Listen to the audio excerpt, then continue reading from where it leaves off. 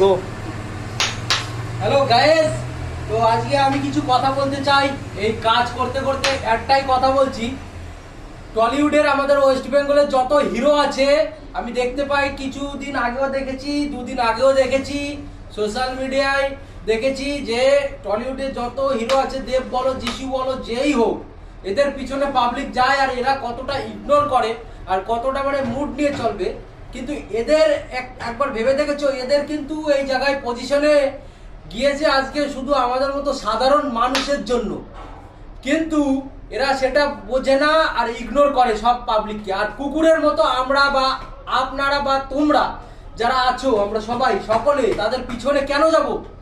কেন আমাদের সময় বৃথা করে তাদের পিছনে? তারা কি কি এমন? তারা তারা কিছু না। ওর থেকে, ওদের ওই হিরোর থেকে না, ইউটিউবার যারা ইউটিউবার আছে তাদের পিছনে যাও।